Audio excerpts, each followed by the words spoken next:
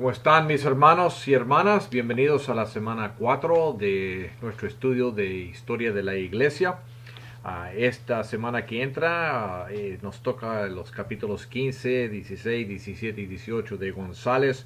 Estamos hablando y estudiando ahora del cristianismo y la colonización, una primera parte, porque vamos a estar tratando ese tema por las próximas 2 semanas. Quiero primeramente, hermanos, felicitarles por su participación en los foros. Acabo de estar mirando, leyendo un montón de ellos. Obviamente ustedes están leyendo los foros unos de los otros, están participando y estoy muy contento. Me agrada mucho la participación que tienen los foros. Hay discusiones excelentes, como digo, obviamente están leyendo González, están tratando con la materia, están pensando, están reflexionando, están discutiendo, y eso me agrada mucho, hermanos. Antes de revisar la semana que entra, quiero compartir con ustedes una lectura bíblica que viene de Mateo, capítulo 8, empezando con versículo 5. Dice así: entrando Jesús a Capernaum, vino a él un centurión rogándole y diciendo: Señor, mi criado está postrado en casa, paralítico, gravemente atormentado. Y Jesús le dijo: yo iré y le sanaré. Respondió el centurión y dijo: Señor, no soy digno de que entres bajo mi techo, solamente di la palabra y mi criado sanará. Porque también yo soy hombre bajo autoridad y tengo bajo mis órdenes soldados. Y digo a este: ve y va, y al otro: ven y viene, y a mi siervo: haz esto, y lo hace. Al oírlo, Jesús se maravilló y dijo a los que le seguían: de cierto os digo que ni aun en Israel he hallado tanta fe. Y os digo que vendrán muchos del oriente y del occidente y se sentarán con Abraham, Isaac y Jacob en el reino de los cielos. Mas los hijos del reino serán echados a las tinieblas de afuera, allí será el lloro y el crujir de dientes. Entonces Jesús dijo al centurión: ve, y como creíste, te sea hecho. Y su criado fue sanado en aquella misma hora. Obviamente, hermanos, hay disculpe, hay mucho aquí en este pasaje que se puede hablar, la fe del centurión, pero el hecho importante aquí es que el centurión era romano, era gentil, no era judío, y él tenía más fe en este momento, más fe en Jesús, la autoridad y el poder de Jesús, que aún los mismos judíos tenían. Y esto, al oírlo, Jesús se dice que se maravilló, que aquí hubo uno que entendía más, creía más que aún los judíos que le estaban siguiendo a Jesús, muchas veces porque querían milagros, porque querían el pan o cualquier cosa que Jesús les podría dar. Pero lo que quiero enfocarme aquí brevemente en esta frase que dice Jesús: y os digo que vendrán muchos del oriente y del occidente y se sentarán con Abraham e Isaac y Jacob en el reino de los cielos. O sea, le estaba diciendo a los judíos: mira, ustedes creen que el mensaje del reino, el evangelio, es para ustedes nomás. No, bueno, primeramente para ustedes, pero es para todo el mundo. Y este centurión, aquí hay una indicación del libro de los Hechos, se podría decir, o sea, de la misión de la iglesia. Aquí hay un centurión que cree. No se sorprendan, hermanos judíos, amigos judíos, está diciendo Jesús, porque no solamente este centurión, este gentil, va a estar en el reino, pero vendrán muchos de todo el mundo, del este, del oeste, podríamos nosotros decir del norte, del sur, de todos lados, van a ver esos gentiles, esos no judíos que van a entrar al cielo, al reino de nuestro Señor Jesucristo.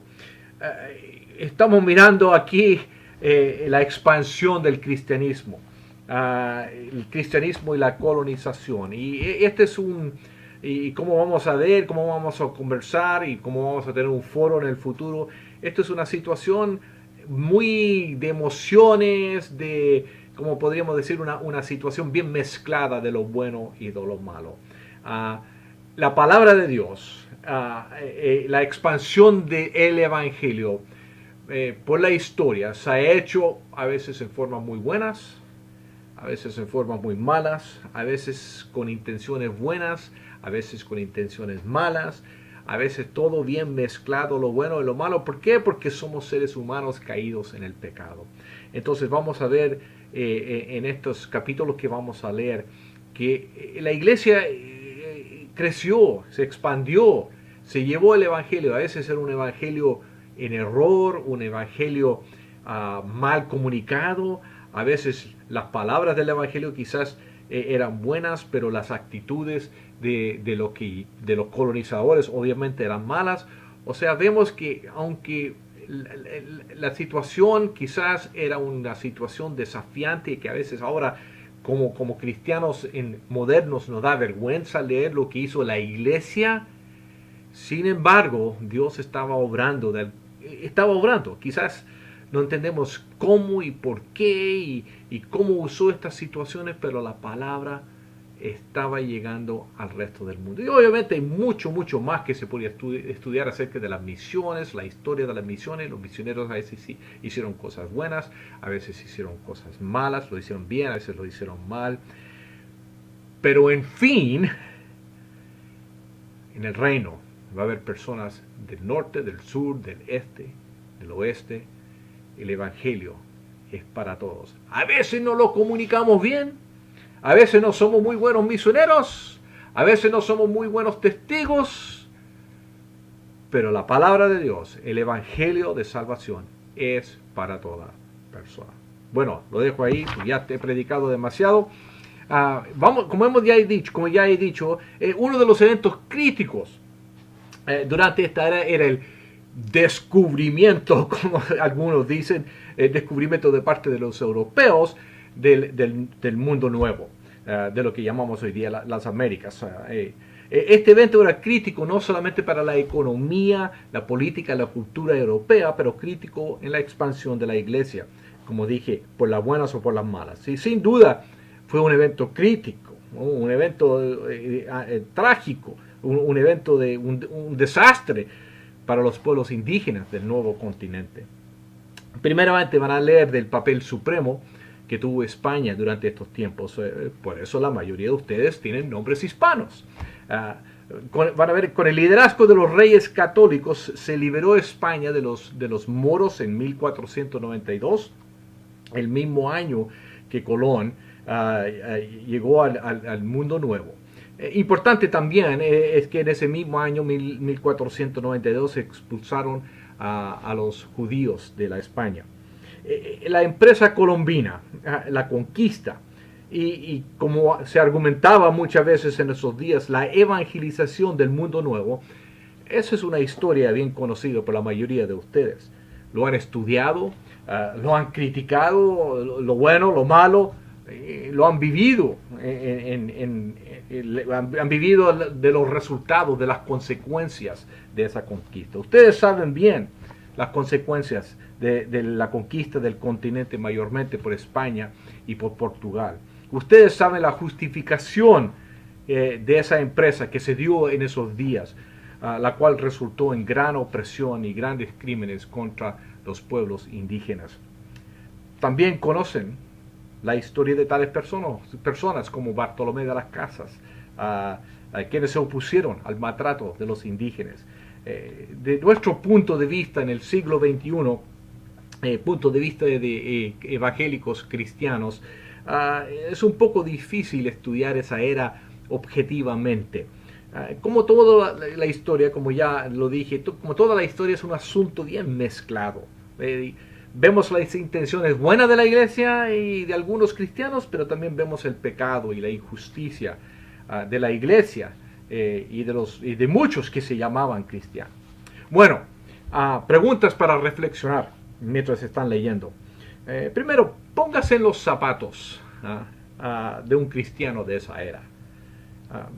¿Cómo interpretaría usted si viviera en esa era la conquista del mundo nuevo? ¿Por qué?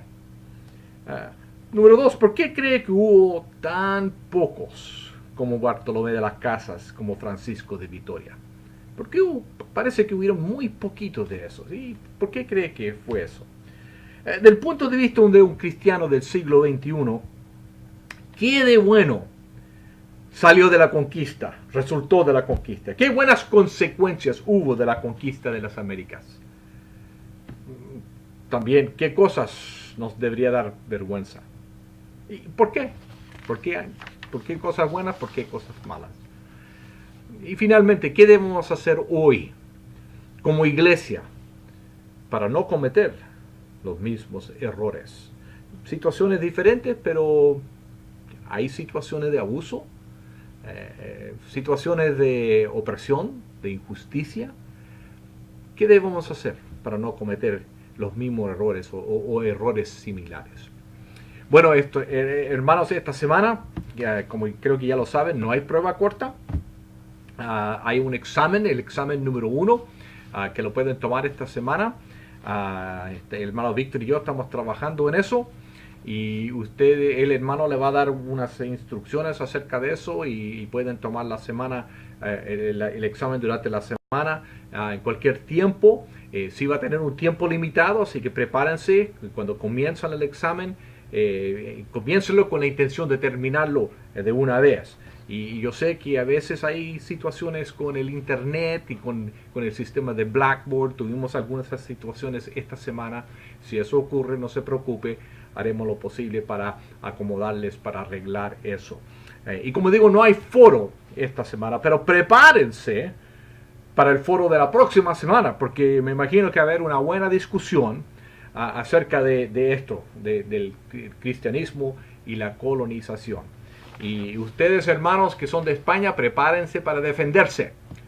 No estoy bromeando, no se me ofenden por favor, estoy bromeando simplemente, hermanos queridos de España.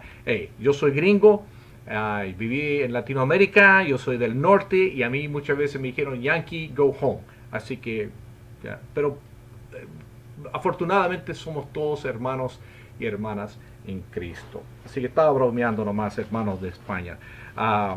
Bueno, que tengan una buena semana.